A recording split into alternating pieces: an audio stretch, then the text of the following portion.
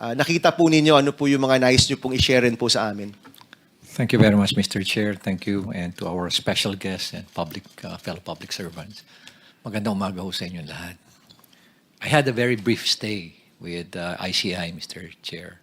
But the one thing that I found out, there are actually only three players, main players yan.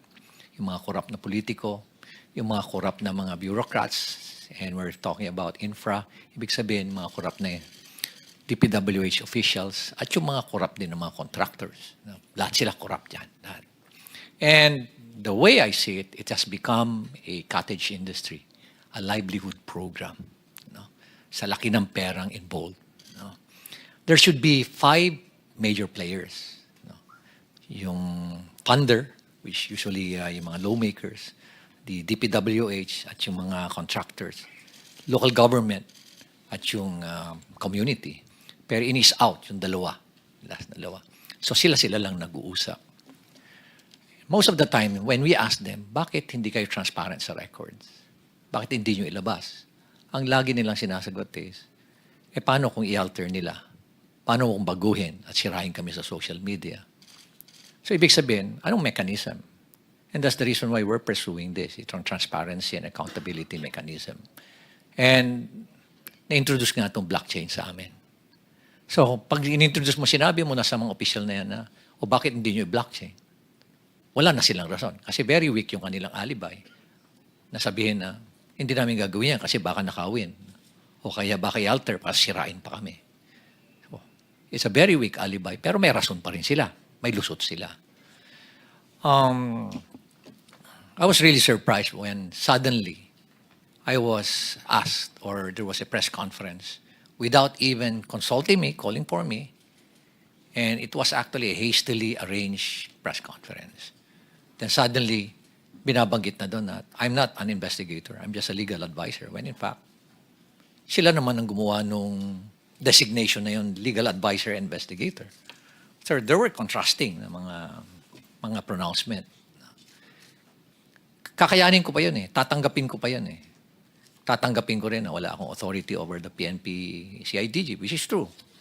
But we took the opportunity to enter into an MOU. Nakipag-MOU kami to our initiative. Nag-MOU kami with PNP, with forthcoming yung sa NBI, with civil engineers, with IBP, mga lawyers. Ang dami mga volunteers. Even with structural engineers. Meron din with watch group with M4GG. Para at least everybody, it's a whole of the nation approach. Kasi nga overwhelming. One thing that I found out is, I anticipated that it's widespread. But the level, the depth, and the magnitude is really overwhelming. That hindi mo kakayanin ng 1 taon, 2 taon to investigate because it's in thousands of cases. Sabi ko nga, it became a cottage industry. Sa isang probinsya nga lang, sabi mo, isipin mo mga 50 ghost projects, 40 ghost projects. O kaya undocumented na mga projects, umaabot sa 9,000. Sa isang probinsya pa lang yan. Paano pa kaya sa ibang probinsya?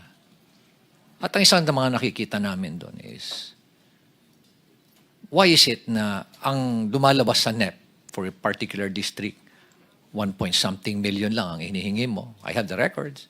Or 2.5 lang sa President's budget. Then suddenly, pagkalabas dun sa GA, bakit umabot na ng mga 21 billion? And nakita namin na talagang prevalent yung doon, yung mga ghost and substandard projects sa lugar na yan. So what was the intention? Hindi naman tayo tanga. Nangyayari dito lumalabas na tanga ang Pilipino, kaya pabayaan mo na lang sila. Hindi na nila mapapansin yan. Nakaka-insulto isipin. Nakaka-insulto. Okay. Balikan ko uli yung press con na yan. Nilabas. And then, suddenly, tinabi na may conflict naman ako, being the mayor, and at the same time, being a member of the ICI. By the way, I'm not a member of the commission. I'm not a commissioner there. In fact, sila nga yung gumawa ng workaround nun na legal advisor investigator. Pero inis out na ako doon eh. Tinanggal na nila lahat. And then suddenly, here comes a below the belt naman na accusation. Na ay dahil merong project si Diskaya doon at maanumalyang tennis court. Ay, sobra na yan. Yun ang hindi ko matake. Di ba? Parang pinapalabas mo pa na korap ako. Ay, yan na. Mag-aaway na tayo dyan. Ano? Sa unang-una, sabihin ko nga, kung bulok ba ako, lalabanan ko yung mga very powerful na tao dyan. Di ba? You have to make sure that you have the moral ascendancy bago mo labanan yung mga tao. Otherwise, masisira ka din. So nonetheless, I think I struck a nerve. No? I don't like to, expound further. Basta I believe I struck a nerve or several nerves na they panic at kaya ganun ngayon nangyari. So I would like to end yung aking experience niyan sa ICI. But one thing that I can say is that there's no transparency. There's no transparency whatsoever.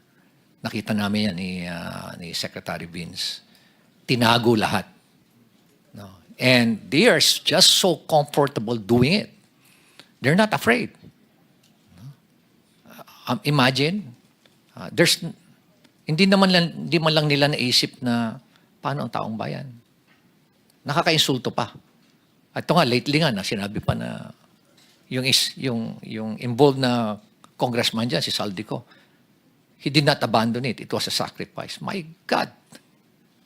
Nagdakaw ka ng bayan, kasi sasabihin mo, it was a sacrifice on your part. And it's not an abandonment. Ganyan na ba kababa yung standard natin sa Kongreso, Mr. Chair? Ganyan na ba tayo kawalang hiya ngayon? Manhid, di ba? Napaka callousness, hypocrisy. At nakaka-insulto sa mentalidad natin Pilipino. So from there, Mr. Chair, please allow me to read my position paper on why we're pursuing this blockchain initiative. Go ahead. This will just take about 5 minutes, Mr. Chair.